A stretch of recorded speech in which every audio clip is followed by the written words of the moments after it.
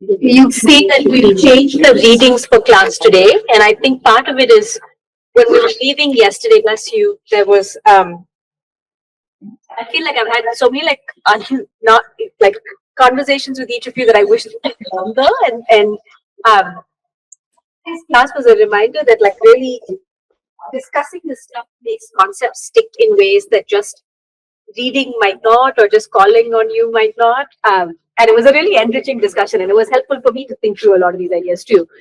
So I think what we're going to do today is a slightly different, modified plan, and it also, like I said, it requires everybody to have. Um, it requires us to finish up that conversation we were having yesterday about blase and like whether it sticks or whether it doesn't. And I think your piece just helps ground this in a way that is so helpful, because it's written for a legal audience slightly differently, or at least it implicates the legal audience. And I think a lot of the questions that you were asking yesterday were really trying to think about what does this do for the Indian legal category that like is still there but inaccessible, versus a social category that might not, but versus a social category that is not really in flux, right? So it's a different set of is that hearing them?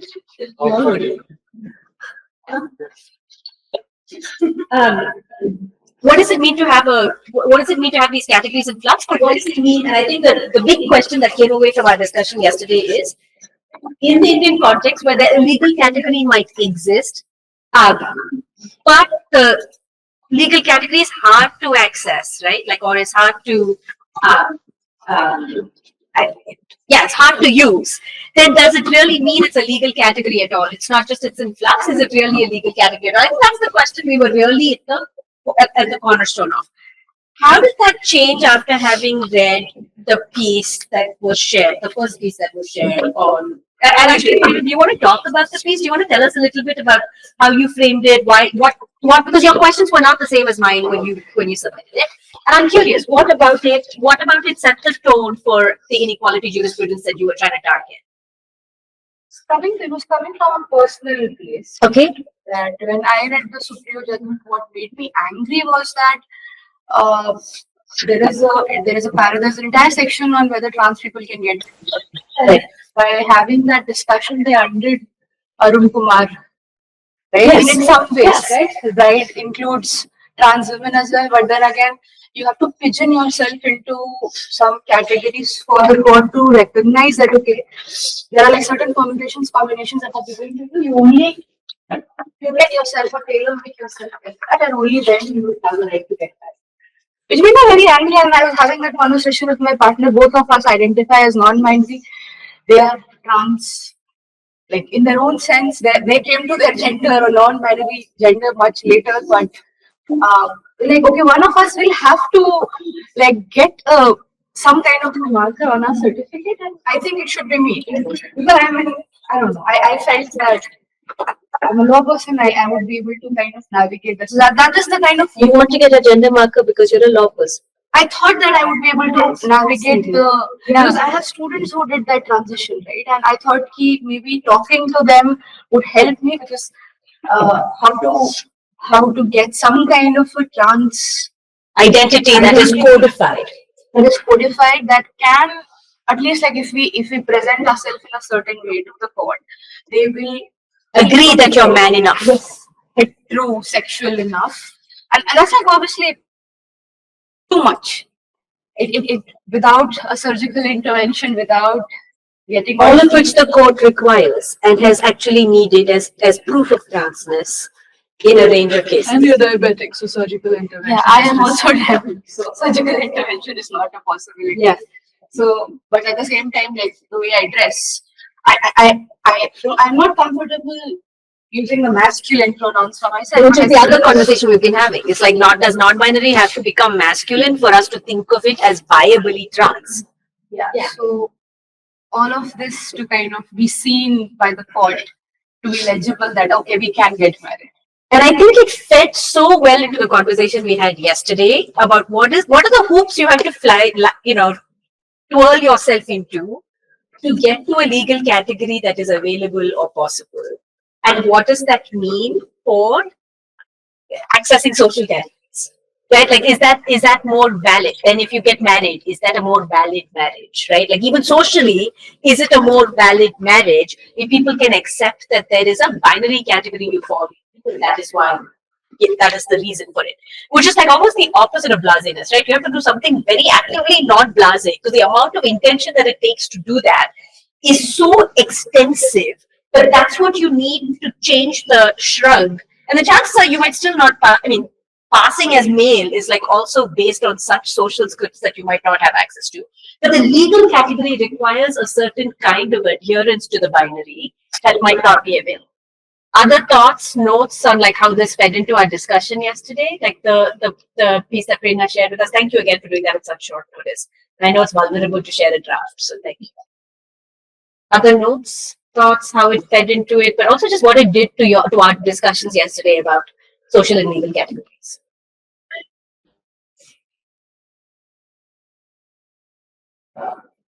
I think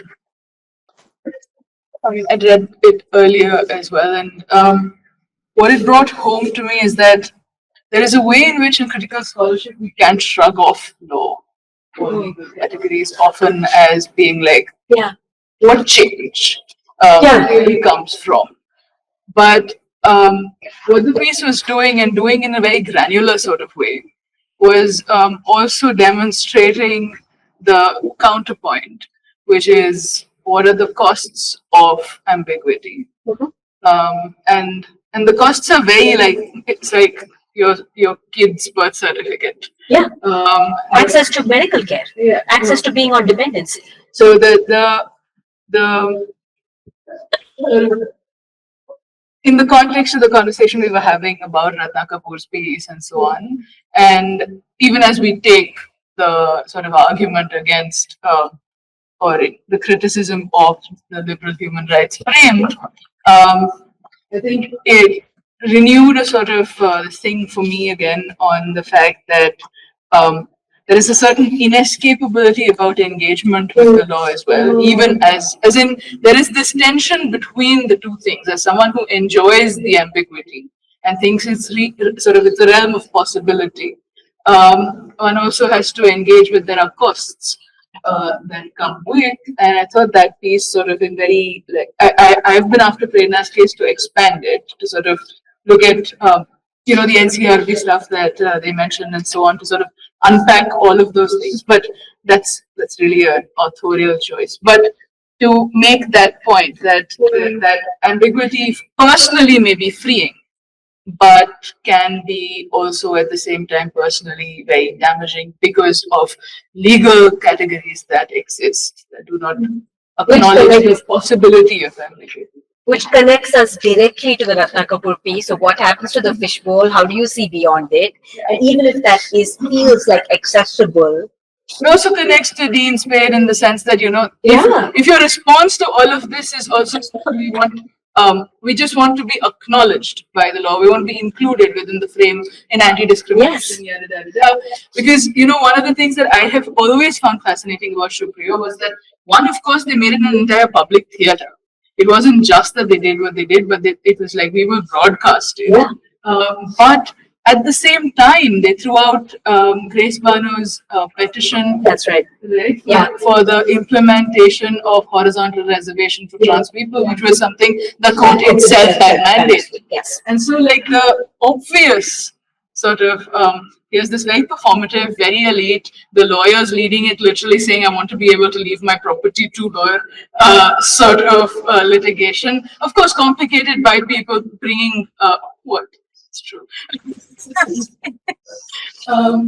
But the bread and butter you threw out. So, like, I think what that piece does for me is that it just centers how messy this whole thing is in detailing like the facts of navigating the law as someone whose identity is incomprehensible.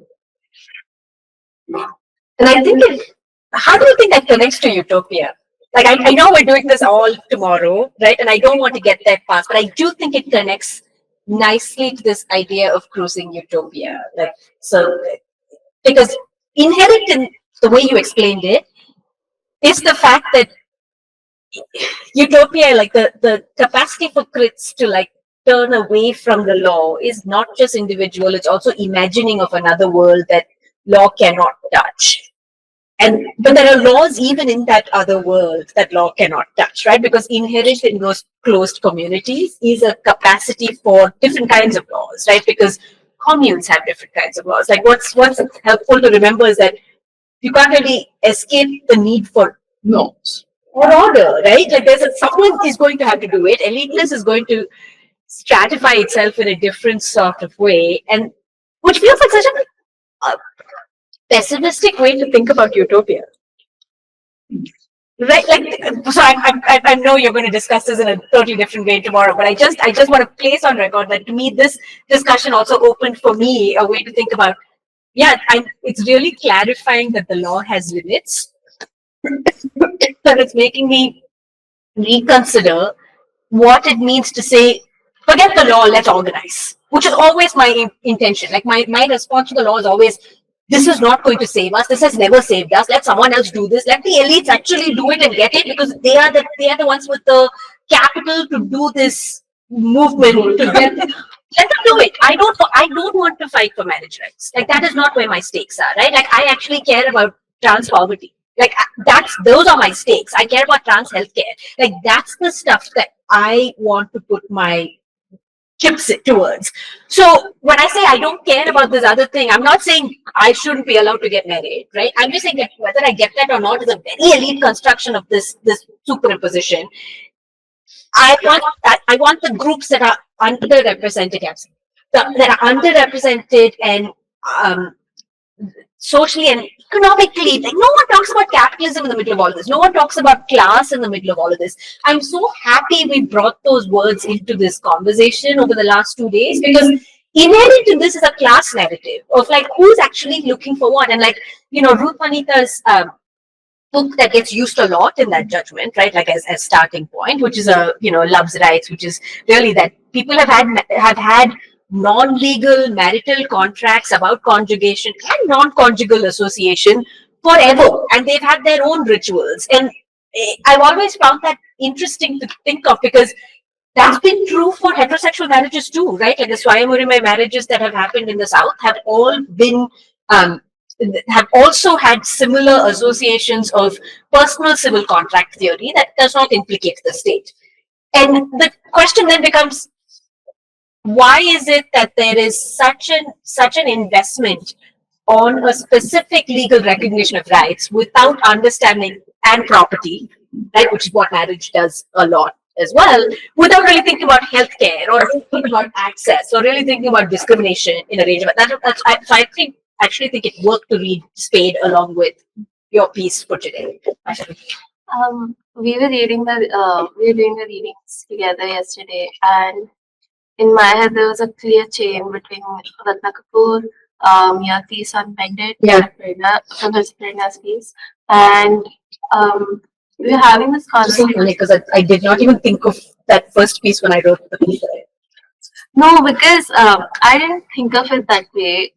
We were discussing the readings, and he said, "Oh, but I feel like Professor Prerna's piece and your piece are sort of saying different things." And I looked at different things. Yeah. But when I read them, in my head it was okay.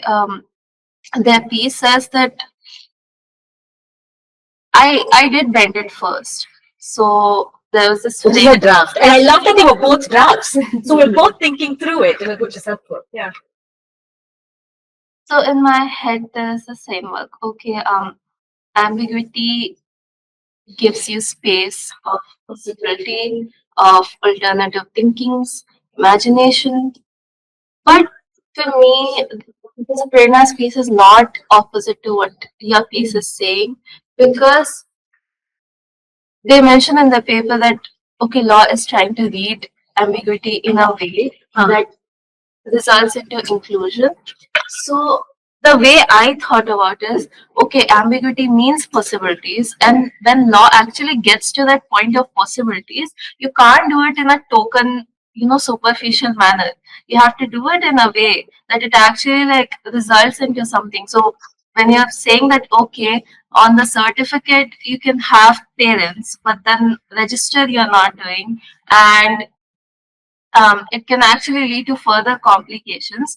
Then in my head, it's like, okay, what the court actually did was a very token fashion of, haha, theek hai, we'll do it kind of way. And not really, they didn't really think it through. So that's why for me, they are connected that way. So they connected still as ambiguity has been central to both the arguments. But even though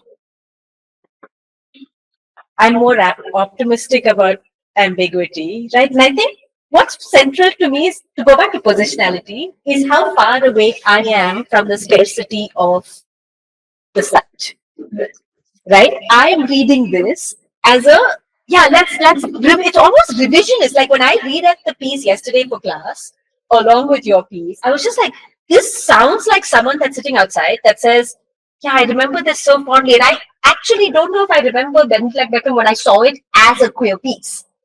Right? Like there's also memory that's like doing some work there. So there's ambiguity, but there's also the possibility to read generatively some text. Or generously something. Generously something when you have distance from it a little bit, but also when it can't affect you quite the same way, right? Like there's when you're still stuck in the phase of needing it to give you some, or not needing it to give you something, when you still are limited by the ambiguity. And I think that's why today's class originally was going to be the limits of identity, right? Like how much are we actually getting from identity? How elite is identity? How limiting is it? And I think the two pieces both like grapple with that in slightly different ways. And I think I was using it as a way to think through that argument of like, can there be possibility here? Like, what if we just kept it open and read it like we read other ambiguous marriages? Because India is like known for ambiguous marriages. Like, this is like a great space to think about not just traditional law, but like to think about marriage itself. Like, I don't know if you still learn family law in this way, but you learn family law in this life circle way, like where no. Yeah. Do you? Let's start with marriage. No, life circle isn't like over the course of your life, like how these different events can change your. No. Okay. So there's like a way in which, if you think about it, these different relationships like can affect your property rights, your contract rights, your tort rights, right? And these are all active rights that they can change or limit. And I think for me, because of how varied that precedent of Indian family law is, it felt like ambiguous theory could be read in other things. Like why are we looking at it as like an identity based right? Why don't we allow for it to be read more generatively as just a capable contract between two people that the court can enforce? Because that's viable. Like we don't have to make it an identity based, right? Yes. Sorry, I mean, I just because Please, yeah. people just think to gripe about. Yes, Why please. don't we have just like extend the partnerships act? Yes. Yes. All manner of partnership. 100%, yeah. Like you allow it for business.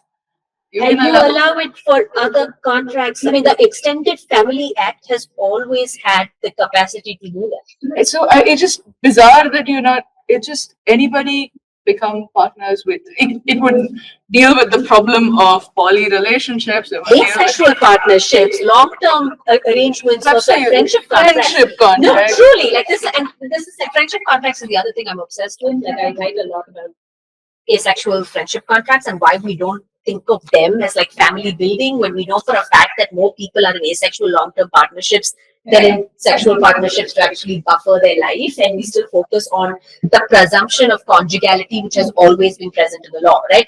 And so I think that's my bias. I'm just like, why do I have to go through this loop to get this identity when in fact you have other mechanisms available to do this work, and they've done it for other things. Why don't you extend it to that? Like, why isn't that been?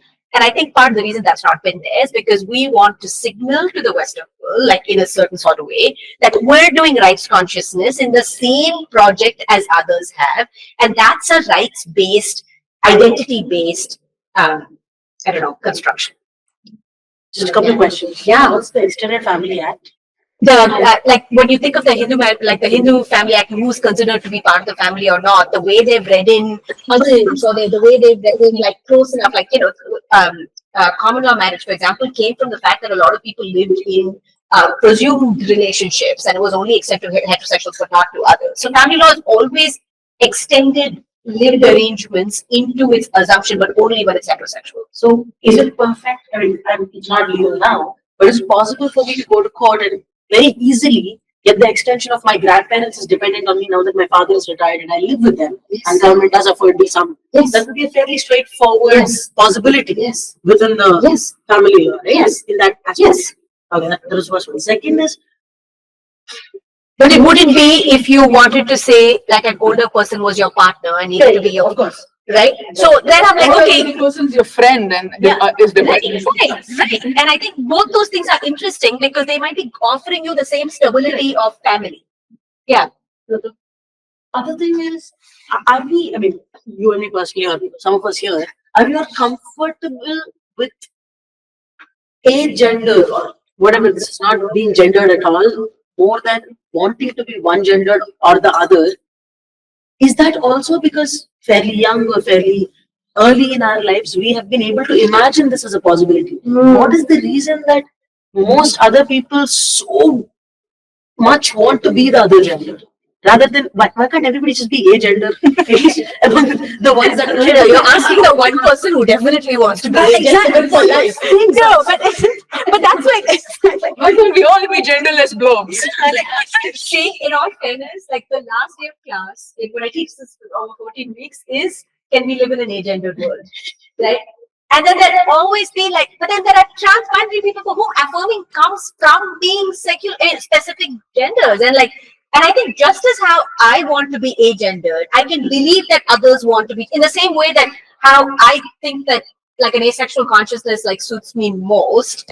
I can understand that others like are like I I sort of completely understand that they are there now. I'm just saying, is that because they have been raised by this extremely gendered society? Is it Just possible to say, for instance, if there was nothing gendered about hair or nothing gendered about jewelry, would I be called gendered Kira? about clothing. No, the point is that because so much of sort of outside of the biological, so much of Is presentation. gender, and that presentation is very socialized. So if you were It's not socialized everywhere. Like I can be in the Midwest and I can't tell whether someone is just like an auntie or a butch lesbian. I really can't. absolutely right, but that's the exact cool thing. So in a society, so for instance, the kurta. Quick realization. What to think back. The kurta, for instance, doesn't have to be a gendered garment, right? It is And it isn't. right. No, it can be in the way in which you cut it and so on, but it doesn't have to be. And so, if you were in a society where a lot of your garments were not gendered, not seen as something that associate with being a man or being a woman, then I think a lot of that performance itself would dissipate. Yeah. Yeah. I'm not fully convinced of it. I do think I think we're in late gender. What you say like it's like saying I don't know. I don't know if I believe. I think I do worry that that's true. I worry that we're in even if you don't have any logics of gender presentation and you don't, there are other things that will distinguish you. Yeah, it won't be based on gender, but I can imagine there are other things that will distinguish you based on like a certain kind of like you're like a I don't know, khadi person. Sure. Which is fine. But a lot of people actually do care about the identity of gender. How many of you would be fine with an agendered world? Like a completely agendered world. Oh, wow. Because I mean, then you can be whatever you want, no? But okay, now I raised my hand, but I'm reflecting. I never thought, but actually, A lot of times, like at least for me, when I decided that I want to like identify as non-binary, it came because of the gender binary. Huh. And even though mostly my gender expression is very feminine, it was only because of the gendered world that I wanted an identity which is not within a gender binary. Maybe if it was not just because I have this kind of body is why I'm expected to express myself in a way, maybe then I would not have cared about it. That is an agendered world. Yeah, but that's also you imposing that. You know, like if that's not how they experience that world, then it isn't an Confused. What am I imposing? the idea that that is an agendered world. Matlab, like if they are experiencing it as a gendered world that they want to be in opposition to, and the identity is an oppositional identity. No. Like for me, it is kind of also a political act in terms of gender expression. So You. That seems more appropriate. I'm not important enough to be called out. so it's like there are so many characteristics that are associated with gender, but how we think about them, like our experience is influenced by the reality of gender. It's I understand it a lot like money, because it's also, if we look at like gender as a social construct and money is also a social construct, And bodies are so. we can also say that okay, money does not matter, we can have resources, we can have a life without money, but still regardless of that, it's possible that our desires still are around money, that I want money and I want to do them. And right now, I might not want a world without money. If you lived in a barter system or Yeah, in a communist I system, can't where imagine there's you personally wanting money or even thinking about it. you don't know about that. I know, But but- you personally not there. But would be like that's great. No bureaucratic forms. I would love it. But it's like a similar thing that money came because okay, barter system is not working, this is not happening. Over time, it developed. Absolutely. But there are other genealogies that could have happened, So, right? so it's possible that someone in that world might imagine something like money. That what if there was something which is common and we can use to exchange. So I'm like trying to imagine the possibility of someone wanting something like gender, even in an agendered world. I guess for me, the resistance to what having compulsory agendering is similar. What if compulsory? That's what all of you put your hands up. You were like, yes, I want an agendered world. No, if it organically develops. Yeah. Matlab, if we are Everybody said, yeah, this is what. like we want to be our individual selves. If I want to grow my hair out, if I want to dance, it doesn't matter whether I'm a man. I would like gender to not be a spread. Yes. Yeah, that like I mean the average Telugu man wears more jewelry than I do. Right? I didn't know where you were going with that. I was very nervous. I was like, I am not you. but nevertheless, jewelry is seen as a feminine thing to do. Right? I mean, unless it's gold and it's so like the point I'm making is that if we were feels extremely personal. Huh? Feels extremely personal. No, it's just if we were to progressively start being like I can see, for example, male students who don't identify as non-binary or anything of that sort being comfortable painting their nails at NASA now in a way in which it was impossible to imagine 10 years ago. Right? They would have had the lives dragged out of them. Yeah. So to say that things that were seen as feminine markers shift over Right. So we are organically moving perhaps into good. I mean, people are doing. I don't think organic is fair insofar as it is definitely things that have been politically pushed, and people have had to push the envelope for it to become acceptable. But I guess the thing that stops me is the nervousness that cis straightness then will become the minoritized identity, and then can you imagine having to deal with that? It's like, if you want to give the okay, yes, actually, I still am a, nanny, and you're like, okay, like now this is the thing we have to celebrate. No, I don't. I just yes, but I feel like we celebrate together. Like, let us not, because the minute you make something exceptional, right, and then. Like I feel there is something about rejecting the norm. And like as my mother said when I got my ID, isn't everybody in California non-binary? I cried at I was just telling them the story. I was like crying at the DMV when I got my ID because I had an X marker, and I was like, "That's so validated." And then the person at the thing was like, "Do you want to like show your like my actual ID?" I should actually show it to you, but like it has my face. I look like a little boy that's like just had a haircut. I look like so happy. I'm like, it's such an obnoxious ID. And like this person was like, yeah, let's take the right picture, right? And it felt so validating, it felt so gender affirming, and I had not started like fully identifying as non-binary, that it felt really affirming. So I cried and I called my mother and I was like, can you believe this? I felt like so seen. And so she's like, yeah, you got this in California, I said everybody non-binary. And like she meant it sweetly. She wasn't trying to dismiss it, right? But in that minute, I was like, it would suck if everybody's non-binary. Actually, I really like that. I'm like, no, I will not. Like, there's something about the peripheral nature. I worry that I would actually want to be a trans boy if the entire world was agendered. That I would like insist on my boyhood differently than I do now. Like, I don't know. I think to me, like, at least some part of the identity is reactionary. And I think that's why identities as they exist are and that's not to dismiss them. I think some part of saying non-binary, and maybe that's what you were trying to get us to, is that it's against a system that is normative in some sort of way, in the same way that you can both want to be an open tent queer and have everybody be part of it, right?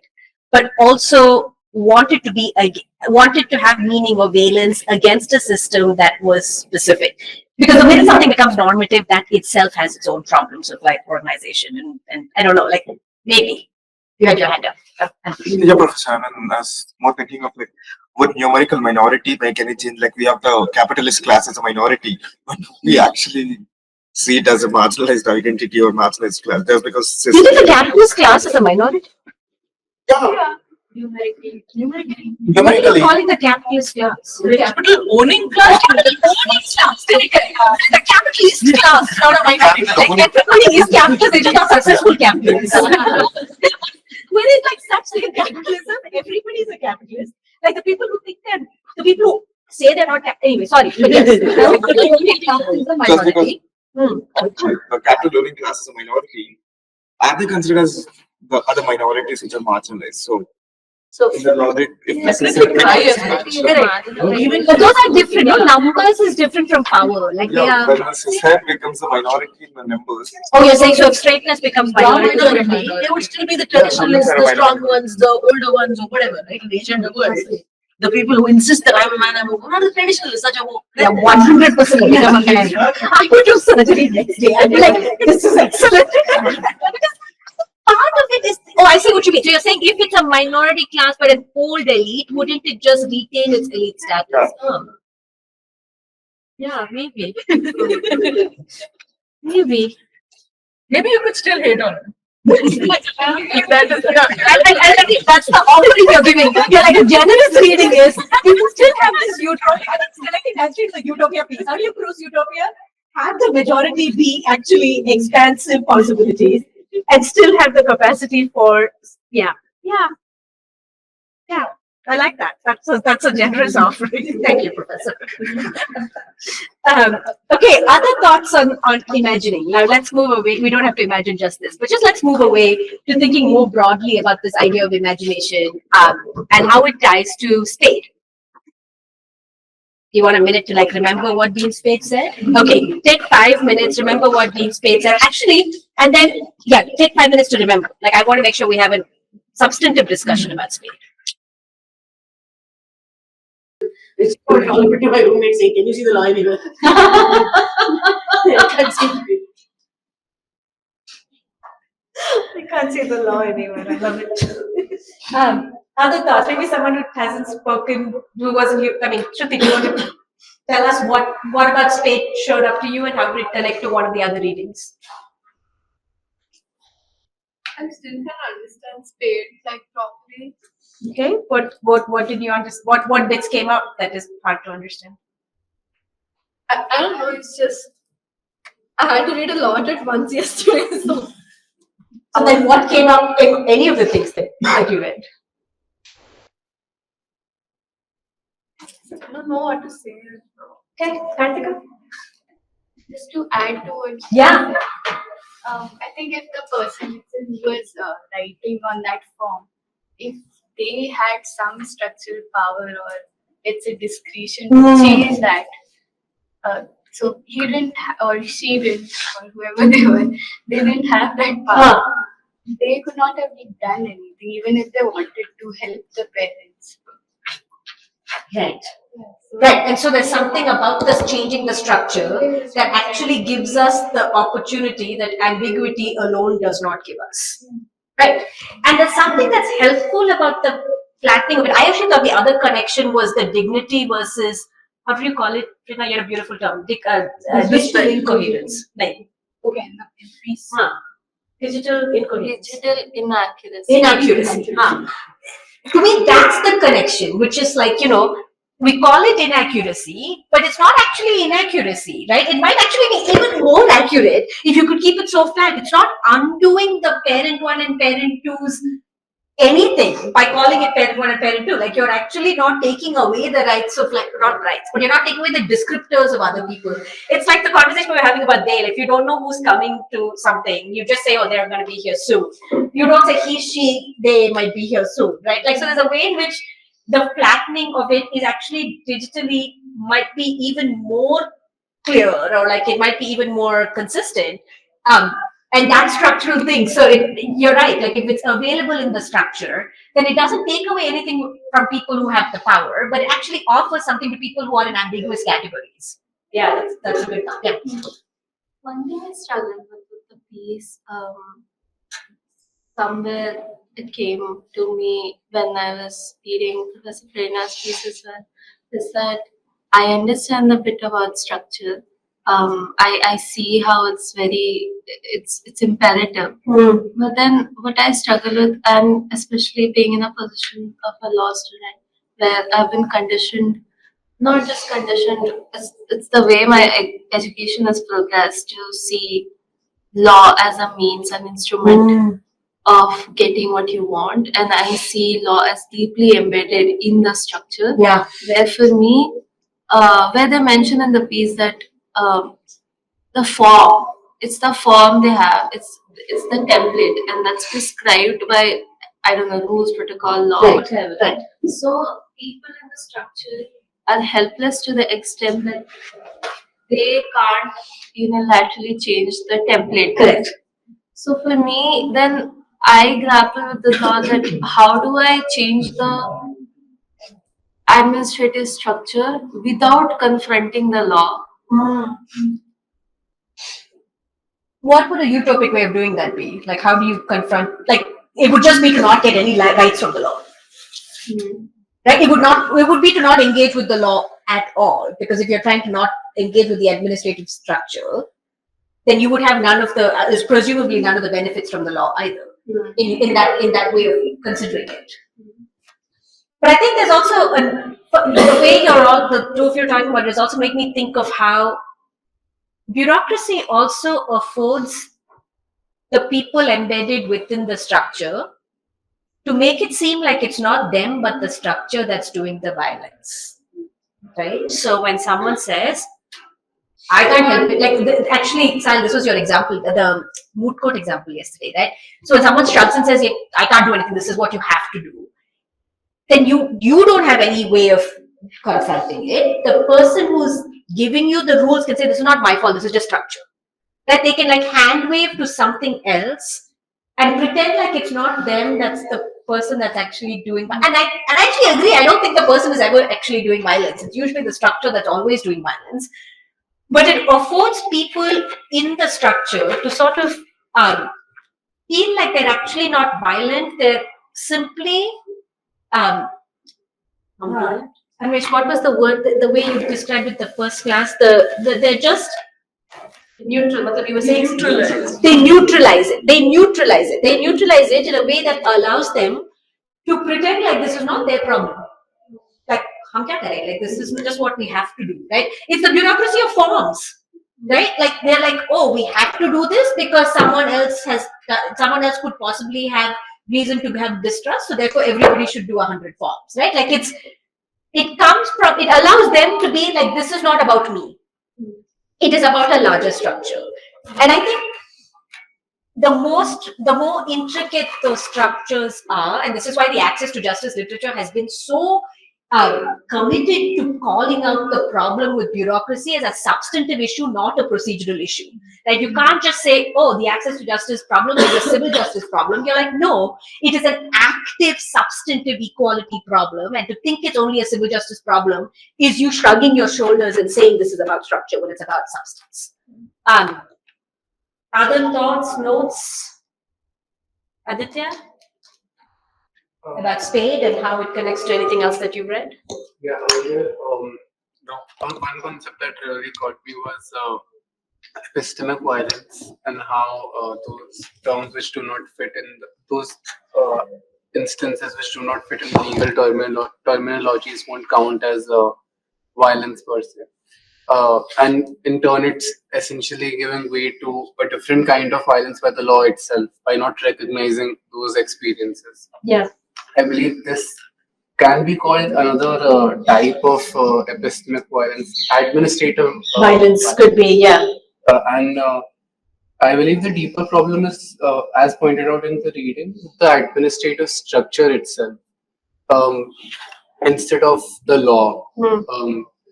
I think the structure and it can't be reformed in one day. I think you need to introduce various training programs and be a little more sensitive to More bureaucracy. Like more training programs to actually get to the structure. yeah, because if you target the people who are the new people who are coming in into the structure and make them more sensitive, then probably after some time the structure could change or evolve.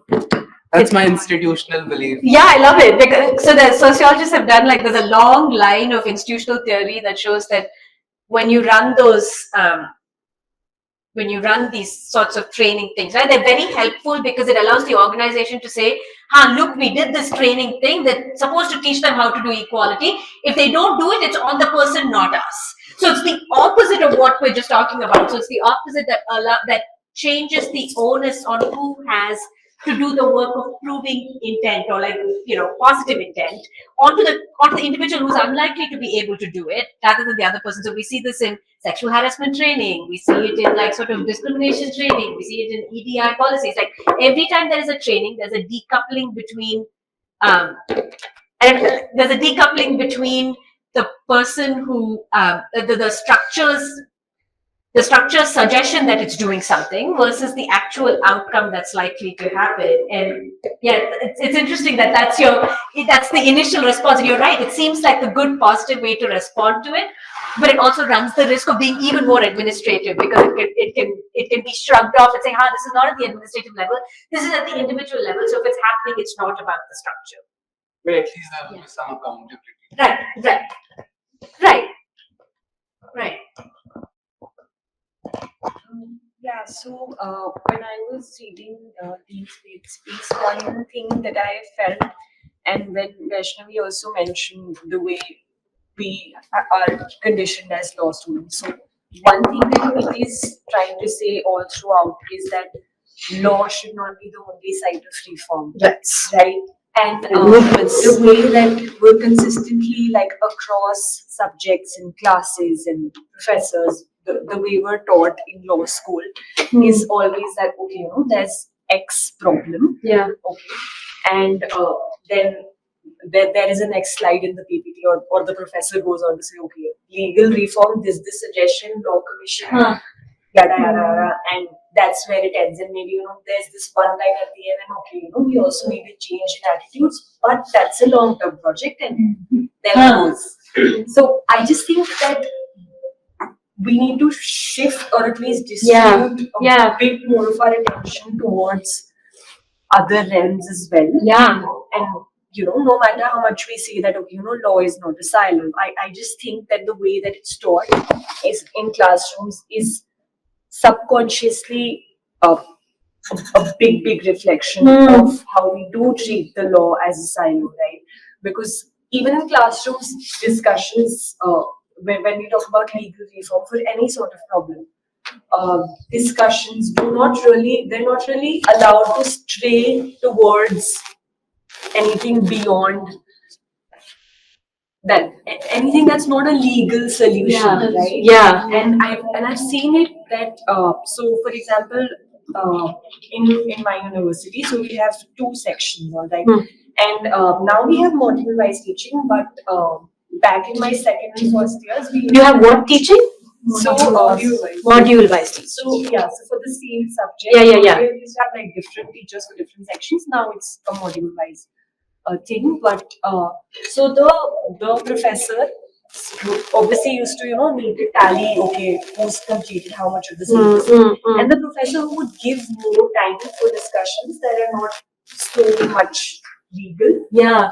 or they're straying away from that, would feel bad that, oh, we really need to catch up with section A or So whatever, true, and all yeah. of that. And yeah, that also takes us back to what we discussed At the start of this class, yeah. yeah. Right. So I just think all of these things should not just be a part of discussions that we have outside our traditional classrooms, and they shouldn't be seen as a waste of time or as straying away, because you're not really straying away. You're actually coming to what the issue at the core is, right? And even if it's a long-term project, Yeah, it has to start somewhere. Yeah. Yeah. I'm so glad you brought that up, because I think to me that's the last piece that I wanted to talk about, right? Like where does Spade place the possibility of utopia in movements, right? And recognizes clearly that you can't do this work just with law.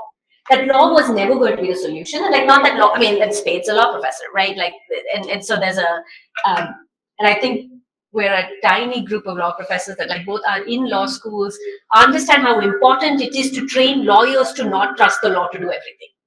Right? Because otherwise what happens is that you train people outside law to be like, oh, lawyers are not doing all of the work.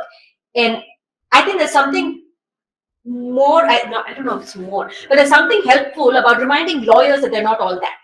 They're like, I'm really sorry you've gone into debt to come to school, however, you're not all that, right? Like, and I say that as someone who's a lawyer, and I say that as someone who's trying to train you to be a lawyer. The best lawyer you can be is a lawyer who understands that law is not all that. Like that was you, not me, right? Yeah. Okay, good. I was trying to break this thing. And I think you're getting to the heart of it, which is you're talking about it from the student's perspective of like, why do we always have the slides that say the legal reform and the doctrinal strategy, which is also what Matsuda says. It's also what William says, right? It connects to the two, like the conversations we've been having in this class. But personally, for me, every time I teach this course it's a 4-credit class, people take it as an upper level queer theory requirement. And midway through the class, I will have a second guessing feeling of like, oh crap, am I doing too much theory? Am I doing, too much non-law? Like maybe this is not legit enough. Maybe they're going to think I'm not a real law professor. And I'm saying that as somebody who's like very senior, I've taught this enough. Like I don't know why I should question that. I don't question that when I teach family law. I don't question that when I teach legal ethics, right? Like I don't question that when I teach anything that has a semblance of doctrine.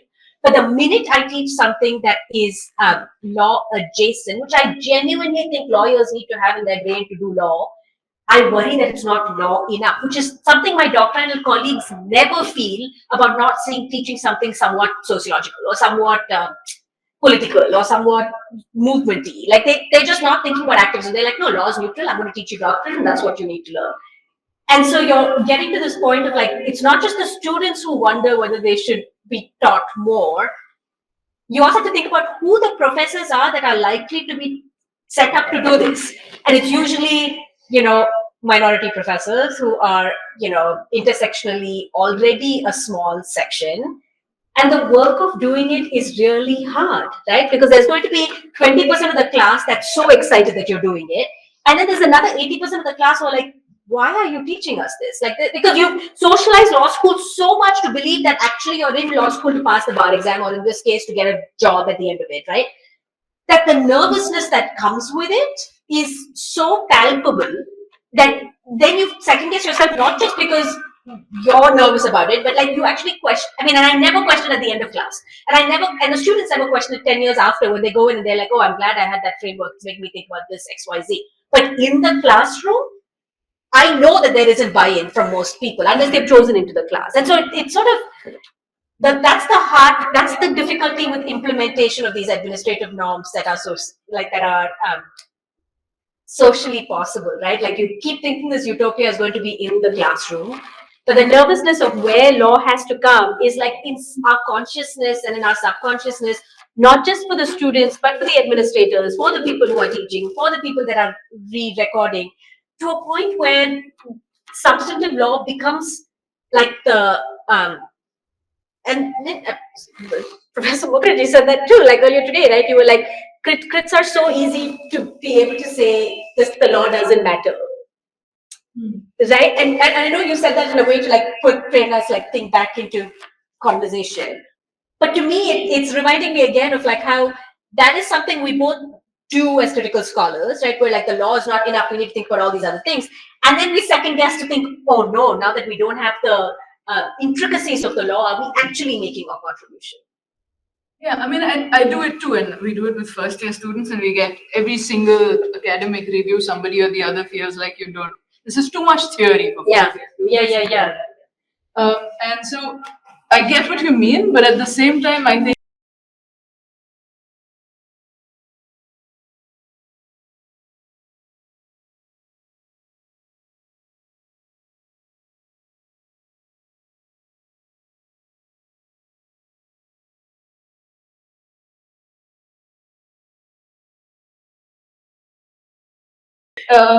but the point I was making is that over time, I think I've also started to feel like, and I think Spade makes that point. Yeah.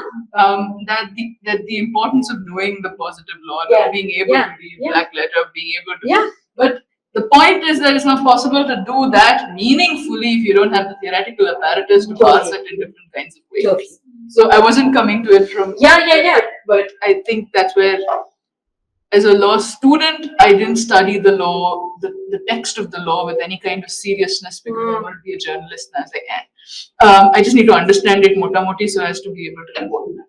But now, as you see flagrant violations of the letter and spirit of the law, relentless violations, I think maybe that's where it's coming from, that maybe as the people trained in it and possibly best equipped to push back against that, maybe one needs to be focusing equally On the law and like. Yeah. What can you do from within? Yeah. I think it's also very important to have if you're just reading law as law, and you do not have those theoretical ways of thinking about what actually is the consequence of this law. Yeah, and for whom? And for whom. And in that way, because you mentioned second guessing, and I've like cried and ranted so much to Anandita with legal methods and like, I can't deal with so much theory, I can't deal with so much theory. But it's actually shaped me, like legal methods as a course. Like for every review that said that theory was not working, but we have one nice three. It's like you did a 2-hour bus ride that journey. Right now, right? Multiple humans. Did you just get all your students to take this class? They saw my email and they were like, of course. I didn't send the email. I'm so nervous of how you have got this class together. No, it just is a fun class. Correct. Well, it shaped me how I think about stuff, because it's no longer a one-dimensional thing for me. Yeah. Yesterday, I think Manaswini is not here today, but like we were outside the reading hall. A lot of us were in the reading hall yesterday doing the readings, and we were outside. This delights me. And we were having like a 2-hour shouting match on capitalism. And I was like, at one point, I was like, no, how can you have such a privileged way of thinking about this? Like, for me, I wouldn't have thought that way. Like, it's very easy to say, oh, but this is the only practical way. Oh, this is the only realistic way. Oh, if capitalism doesn't work, you've seen like literally all the other alternative models failing. Like communist countries have time and again fallen out. So under the wrong conditions. Exactly. Okay. Yes. I know I don't have to convince this group that capitalism is bad, but still. But And that's where I was like, see, before Nansa, and I wouldn't just say legal methods, I would say the kind of literature I've been exposed to at Nansa in total by different professors. I've done a course with feminist students, I've done legal methods, we've done sociology of law, we've done constitution law in a manner that we were exposed to a lot of literature on discrimination and substantive equality. So being at Nalsar has shaped me to think about law and other things. So I feel like having that theoretical background is very important to think of law in a very human way, because law at the end of the day is meant for humans, and if you do not think of the kind of impact it's having on them, then it's not really like, there's no point. Like, okay, I get the order part of it, okay, law and order bit of it, but order can't be like dystopian. It can't be, you can't have a miserable society. Like, Can I just say, Manokya had the Google Maps ka ad, and you have the Law and Society ka ad. yeah. That testimonial to what we used to be like, actually, should we do socio-legal studies? Much to be that speaks. Similar experience of law school kind of thing, right? I think when I took that stupid Myers-Briggs test in first year, we had laptops access. glad you did Nonsense. In first year, I fell on the thinking side of it. Maybe not so at the other end, the feelings also there, but more on the thinking side of it. By fourth year of law school, I was squarely on the feeling side of it. Yeah, wow. Did they make you take the test every year? Oh, you just It's just random. I was like, is this something you're doing? I was like, is that allowed that you're forcing me to take tests? This is more a, I don't know, dating thing. Taking for whatever purposes. Sunshine's were big, everything was big. You're trying to figure out, I don't know what type of person you are, I don't know. You don't have to second guess, Papa. It's fine. You just put the test. What is the issue? Why are you second guessing just because all of us went silent? How's that dating thing? I'm like, I don't know, you're trying to figure out. It was popular on dating apps. It's and very- people used to put their Because of K-dramas, which I cannot believe we've not spoken about in this class. It kills me that it has not organically come up. Okay, we're way past our break time, so let's take a break. We're going to come back, just so you all know, we're going to come back to talk about accidental feminism, Bendit, and Utopia, but in a collective way. So take your break, but when you come back, think about how those readings sit together, and we'll come back. Come back in 15 minutes. Thanks. Yes. So these bits reading. Well, this was I thought you were asking a structural question, but this is actually a substantive question about structure. Go on. So to me, this is such contrast with Ratnaka. Arey yaar, if you don't like that, read it. There's a reason I made you read it. Literally, this class was not. I made you read it the same day. It was supposed to be limits of legal gender. Okay, it was meant to be read together. No, to me, just in terms of both are critiquing that individual liberal human rights project, but what is presented Yeah. in its place is it's such a contrast. Yes. And that contrast was why I gave it to you together. Just wanted to highlight. Thank you for getting that loop together. Just one more thing, if I may. Of course. So this entire distinction between agent versus structure, where do you put the blame? Yeah. So again, just something from the perspective of what I do on a daily basis. Labor adjudication, in particular, if you look at it, it's always the agents, it's always these labor officers who are the problem as opposed to the mechanism around it. For example, in India, like typically any cases will take around like minimum, say 5 to maximum 15, 20 years. But in labor adjudication, the way it is structured, you can just get it resolved in a week. If you have, say, a gratuity claim or a wages claim.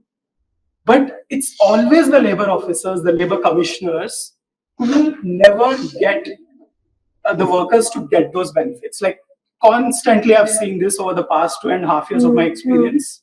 Every time we go to the labor department for something, whenever there's a complaint filed by a worker, there's just so much antagonism against workers that it's In the labor like department. the blame. Sorry. In the labor department. Yes. I think it's a selection It's a criteria. selection. Yeah. So when we talk about structures being responsible for this, in my experience, it has always been the people manning the structures responsible. But it is structures that put the people in there. place, yeah. But how can labor adjudication work? I mean, I'm just thinking about No, it. you need to have people in place, but part of it is that the structures are seen as so violent that there's a selection, then there's a socialization once inside the structure, and then there's the capacity that the structure is so violent that they can say, "Hey, this is not about me, this is about the structure." Like they can shrug their shoulders, right? So it's both true that the people operationalizing it might be the officers, but it's that it's because they're never reading the law as actually being a generous, expansive. Also, that nothing holds them to account for the manner in which they do. Right. And also, I just want to probably highlight that there's a little more agency than that, because they also always take bribes from the other side, which is usually a corporation, big It's corporation. also a structured situation. I mean, I like how Gandhi is like, I want people to have agency for the rubbish they do. But I don't think that when Spade is saying, talking about the structural, that is to avoid individual accountability. Yes. I don't think that's the rationale, but it is that it's to think about how do you address this. And I think that, unless your thing is that you need, even if your thing is that all of these labor officers need to be hauled over coals for, say, taking bribes, for acting in the interest of capital. Like what? I hope Gandhi would never have a carceral response like that.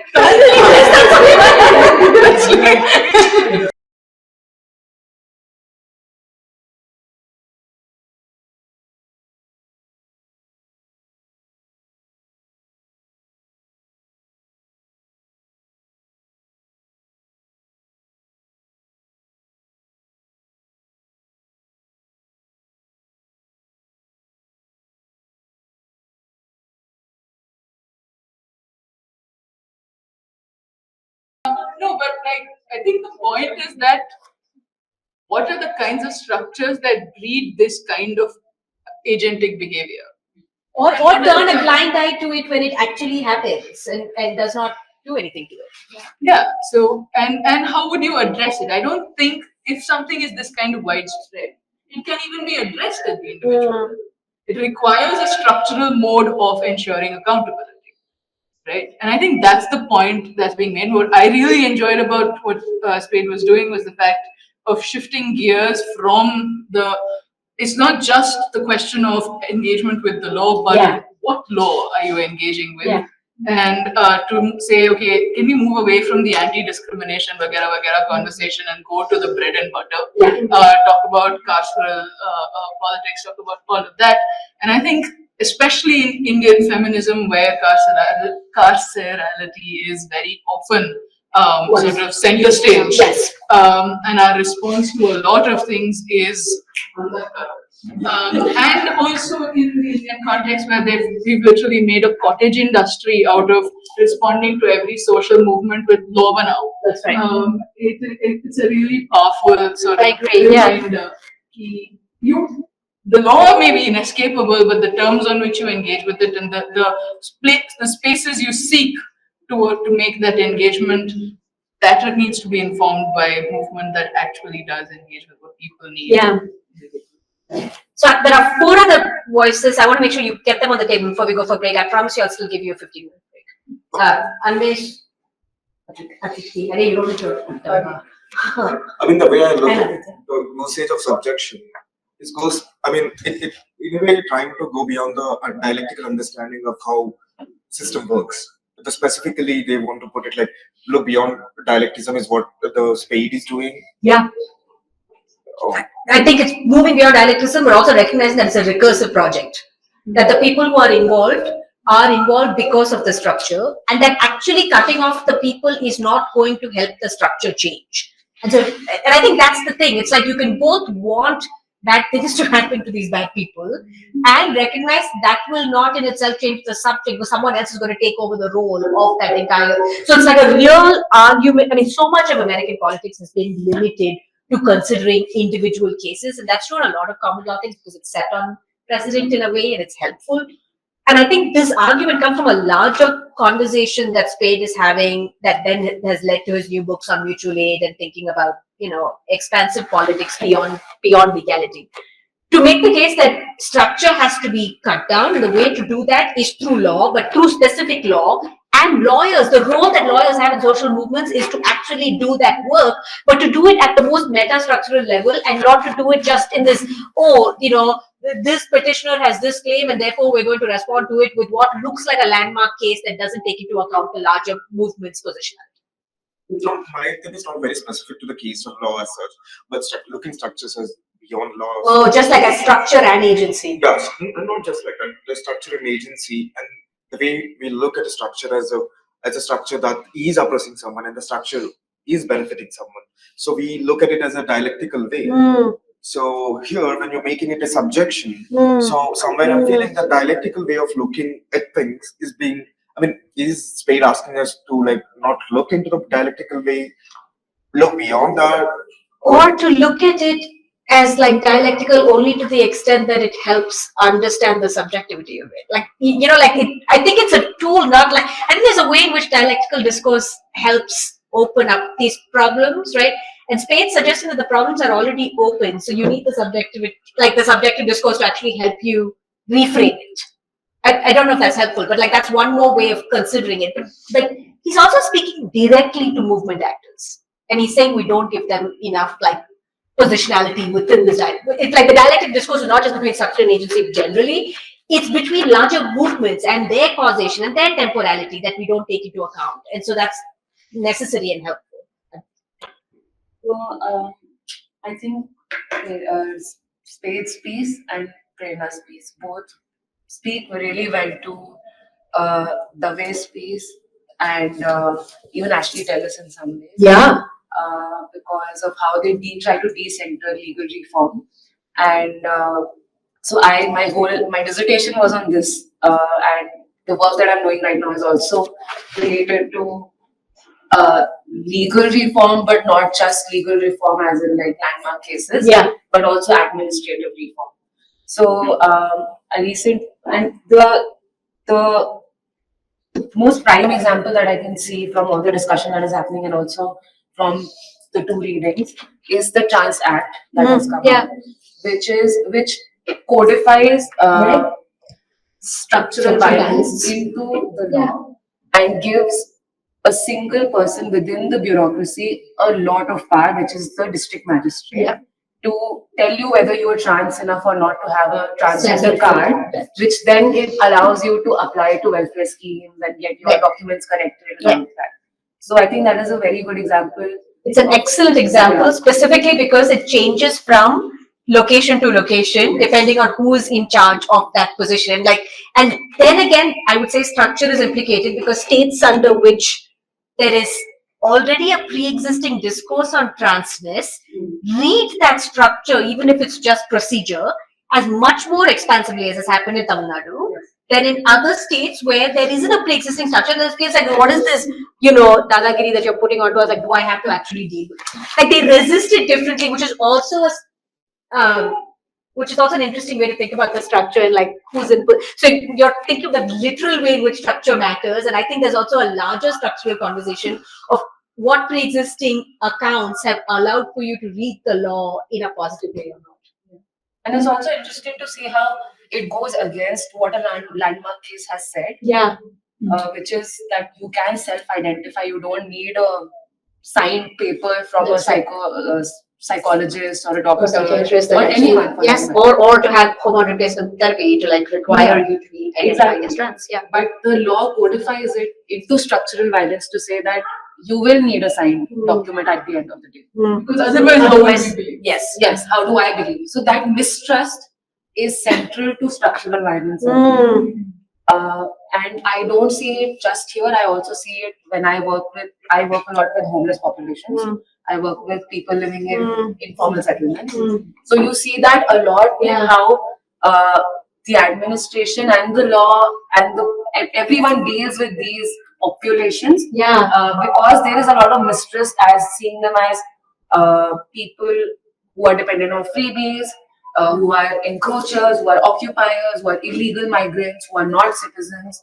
So they might get identity cards, they might not. And homeless people, when they get voter cards in Delhi specifically, it says homeless, which means that that card cannot be used for anything else. And when we went to the election commission to talk about, why are you writing homeless, when clearly in your own form 6 that is used to apply, you don't specify any such provision that for homeless people you are supposed to write homeless in the address. In the address, you're supposed to give a marker like a metro pillar, near the metro pillar, this, that, whatever, wherever they're staying on the street. If they're in a shelter, then shelter address. The election commission tells us that our job was to provide them, our mandate is to give everyone the right to vote, which we did by giving them a voter card. Beyond that, whether the voter card is used for any welfare schemes, whether it is used for address proof, whether it is used to buy a SIM card even, that is not our mandate and we don't care about it. So it's also how there is not one way you can say where you can say only structure is liable for violence or only one person is liable for violence. Because when I was interviewing a trans person for a report I was working on, they told me how the DM, this was the first trans person ever in India to get a TG card. And they got their TG card, but the name of their father is incorrect on the card. So when they went to the DM to get it corrected, the DM caused that harm and caused that violence of misgendering them, using the dead name, and also telling them, I will not do it. So the person here, I agree with Kranti that the person is also in many ways still liable for harm. Yeah. You know what this is connecting? The way the two of you are talking about this. Sorry, two things. One, I think, what's the word you used? You used God, I'm having a brain fart. Not disrespect. Like you used disrespect yesterday, which I thought was a helpful concept. You just used to, it'll come back to me. But the second piece is like how the two of you are talking about the way you're both explaining it is reminding me of Sahil, your analysis of the sweaty concept. Of how there's both like, the idea that this is a structural and an individual and a communal violence that gets redone over and over, is like the way in which inequality can trickle, right? Like it can trickle and reinform itself and form this like pool of inequality that it's hard to point to where it happens. Because the person who says, I will not change your car is still emboldened by a structure, right? But that they choose to lead that into the structure is personal. Because not all district magistrates are behaving like that. Right. So, and the fact that the structure does not have anything that says this person will have to, I don't know, like lose the job or something, right? If they do this, and I really worry about that too. Like to say, oh, if you have to have X number of, you have to do 80% successful things to make sure you're doing your job. Any metric stresses me out because I'm like, that's one more administrative thing that they're going to use to do violence, right? Because then you don't know how they're going to do it. And I think distrust, that's the word that's been coming up, right? Like this idea of like distrust and disrespect is such an interesting structure and agency, affective qualities that I think is helpful to regard in a class like this. Because we've been talking about affect throughout the class. And I think the things that consolidate them, right, for structure, it is like there's something about disregard and distrust. And you started this with Manogya started it with the distrust of bureaucracy. Like the starting point of bureaucracy is distrust. And that allows the individual person to do disrespect. Which is like such a cool analytical. Come on, that's pretty cool, yeah, Kranti. I mean, like active sweaty concept analysis in front of you. See, academics can do cool things. Aditya, last word before we. Going back to what with respect to being how there should be an individual accountability in place, and it is not then taking bribes is an individual act, which is why the structure should not be blamed for it. That's what I could answer. Yeah. But I actually have someone very close to me, it's my mother, who is a part of the administrative setup themselves. So I've seen everything very up close ever since I was a kid. The main issue remains to be structural because the fact that they're in that position is also a result of the structure itself. If they don't behave in a particular way, or if they don't cater to particular interests, Yeah. then this is all informal, by the way. It's not something written in the law. Yeah. But if they don't cater to those interests, then they get transferred the next day. And it's true. My mother has had one of the most transfers in her batch because she is honest. But at the same time, if you want to be in positions, especially the positions of power, for example, the district magistrate. So my mother was posted as the subdivisional magistrate very early on in her career, and then ever since then, she has never been posted in the field again. That is because she does not cater to such demands. Anyone who is posted there is present there because the structure themselves is commanding them to behave in a particular way. So it as much as I wanted to be an individual act with individual accountability, it remains to be a larger structural problem because there is a structural mandate on the individual to behave in a particular way. And Yeah. if they don't, they will Like an invisible structural mandate. structure, and they will lose out on their position. Yeah, and I think you're doing an important addition to this conversation about reminding us that structure is not just administrative structures of rules or spaces or whatever, right? Structure is also a living, breathing microorganism that's made up of individuals that has its own cultural praxis, that has its own political praxis, that has its economic praxis, right? Like it is rooted in like the logic of where it is. I mean, we're getting to the heart of the debate of sociology about structure and agency, right? And no one has figured this out, right? Like because they're really not two separate things. So I think the most helpful way to think about it is as a recursive thing that reinforces each other. Because structure if it was both made by individuals and results in it. And I think that brings us to the last thing that I wanted to highlight about Dean Spade that you're all helping me remember, which is eliteness and power never go out of the way, right? So a running trope of who makes structure is the elites who are in charge of making it structure, right? Like, so there is like you can't forget elite consciousness in the ways in which movements operate, in the ways in which what we think of as good progress operates, right? Like the reason why we've been thinking about discrimination and not about anything else is who goes and does discrimination claims? People who have like resources to actually and the wherewithal to go through a process, right? Like you were saying yesterday, it's like, why am I making a mountain out of a molehill, right? The people who don't have the capacity to actually litigate on these grounds at the individual or have the capacity to individually litigate are likely to be those with resources. So then there's also like a power logic to why we think of some structures as differently operational than others. And like I said, there's not going to be an answer to this, but I think we're like really getting to the richness of like what it means to even have structure. And I agree, the Trans Act is like to me at the head of like what makes this a breathing example of like where it works. So I'm glad you brought it up. Okay. 15 minutes, yes. Yes, Shivani. Can I just say, this is delighting me that like we don't, like for 25 minutes we've not taken a break, which is like, this is great. This is like every professor's dream. I'm like, oh, apologizing. I'm so happy. This is like assuring me that you're all having fun. I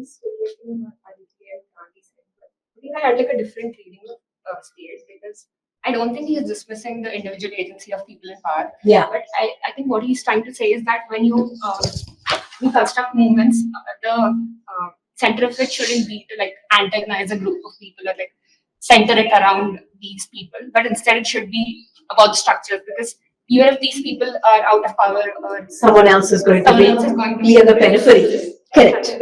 I was thinking of this one example of how protests happen in NASA, right? Because where protests happen anywhere. Whenever they happen, I think people forget that all of these things that are happening to us, like all of the things that we're fighting against are all connected and they're structural and they happen for a reason. Instead, they like are focused on individual people who are doing it, like they antagonize the VC, the administration, and that becomes the whole point of the protest instead of like thinking about the broader structure and the reason for, all of these. But then who would be the site of the protest then? I think the thing is, I think holding them accountable is important, but also I don't think we should forget the broader structural issue, because I think that's why they're not long-lasting protests. They're only.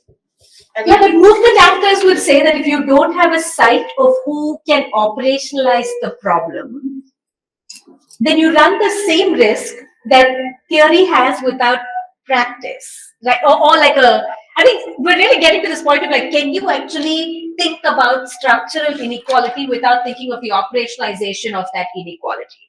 And as lawyers, we all know we actually need operationalization, because if there isn't a cause of action, right? Like the most basic thing. If you don't have a cause of action, if you don't have a clear loss or a clear whatever, like a clear harm, it's hard to do anything with it, right? So you need to be able to operationalize it as an example of a larger structural problem. I don't think you should forget the structure. Yeah. I think that's what happens. I think that's what Spade is like pointing to. Yeah. Like, a lot of left movements right now focused on like individuals. So, like, I think Spade's problem is also that a lot of left movements in the United States are actually not left. Like a very liberal way of right, they're all liberal. They're this is like they are liberal and they're happy to be liberal, because there's a reason why trans activism right now in the US is seen as a peripheral category. It's because cis gay and lesbian, cis propertied and white gay and lesbian elders thought it was perfectly fine to like actually allow trans allies to not be at the center of the movement, right? And now they're doing it to genderqueer persons, right? At all points, there's going to be a tiny category that people are like, yeah, for a successful movement, you have to pay the price. What is the price? The most peripheral category. Collateral. It is collateral damage, but it's also because they don't identify with the collateral, right? There's a reason why the Trump ad that said, Harris is for they, them, I'm for you, was the most expensive ad of that campaign. The reason it was is because enough people bought into that ad and realized that it wasn't just the right that thought that was right. Even people on the left were like, come on, ye de them ko kya hoga? Like, let's throw them under the bus as well, right? So there's like a assumption in movements that you need to pay a collateral price for whatever it is. And so it's not that they've lost the plot. Again, I think this is why the eliteness question is really important. It's that the elites within any movement are actually looking out for their own stakes, and they decide what the collateral is, right? Like if the movement elite is actually somebody who's differently positioned, which is unlikely to happen given this ways in which eliteness works, they're not going to think that cost was so low. They're going to think that cost was really costly. The reason they think that cost is low is because they are not implicated in that cost. Krishna, did you have a hand up? I did, but it's going on what Shivani was talking about Nalsa protests and keeping in mind about the fact that people don't have structure in mind. What I think is similar to what Dean Spade was saying in the reading about professionalized NGO movements have become this kind of center of everything, and this kind of professionalization has the validity of underground movements have been completely diminished. And I think that's what's happening with law and other things. Yeah. Why is it law and other things? Yeah. You know what I mean? Yeah. Why is law the first line of that? Why is law so self-centered? Why is legal reform the first thing we think of? But not just when it comes to only lawyers have the money to buy blog space. What do you think they would have jobs later to buy a blog space? Yeah, I think that's what Shivani is trying to point out, at least in what we have discussed, at least about protests and at least what we have seen of Nalsa protests and all that. Is the fact protests, I don't know if politics is a specific genre. Can I actually make a recommendation to the two of you for the point on how like a book recommendation? So Seeking Welfare by Karen Gustafson. I don't know if you've read it, but it's a really helpful piece to think through Spade's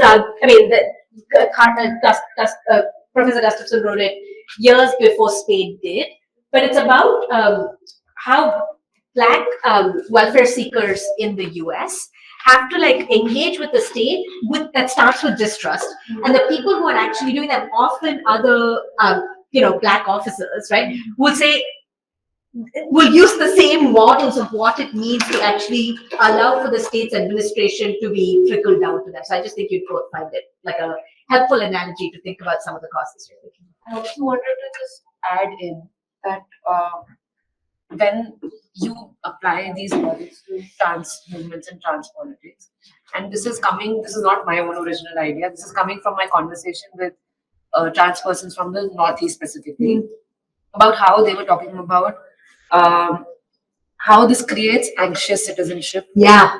for a lot of trans persons, but all trans persons, I think, Yeah. because of the whole idea of changing your documents itself, which is your proof of identity and citizenship. But also, especially for more marginalized trans persons living in Northeast and maybe Muslim trans persons, Yeah. who already do not have access to family documents, and especially in the current atmosphere of SIR and Yeah. NRC Yeah. and Yeah. CA. And what I think Prerna's piece also highlights that even something as basic as changing parent, the Yeah. nomenclature Yeah. in the Yeah. register itself might later lead to their citizenship being precarious and anxious itself. So it's not just citizenship in the abstract though, it's the actual Yes. citizenship, totally. Yes. Yeah. And I was also thinking of the banality of evil here somewhere where Yeah. when you're in a bureaucracy, when you're in the structure, it's very easy to follow the logic of the structures and give up your own accountability, Yeah. not agency, but accountability by saying, I can't do anything, I'm part of the system. Yeah. But And this is to what think it of is. yourself as not really a person. Yeah. Just my final. Anish, you've had your hand up. Yeah, my thing was like, yeah, when we are talking about the site of protest and all, yeah, maybe we are pointing to the individual, but the individual who is representing the structure. Yeah. Yeah. So yeah, we cannot actually say, yeah, okay, if you're protesting against some person, maybe if you're protesting at some vice chancellor at a university, you're saying vice chancellor so and so. So it's an individual, and also you're recognizing that this individual is part He's of the part- structure. And is answerable. Yeah, and is answerable. Which is why the eliteness part of it helps me. Like thinking about the eliteness within these structures allows me to say, well, if you have the power, then you should have the accountability of what comes with it, right? You don't get to say, oh, I'm just the person who does X. It is that you get to do this within a certain context that when it's working for you, you get to take the advantage of. So when it's not working for you, you need to take the accountability forward. Okay, let's pause. 11:15. My half an hour of this is excellent.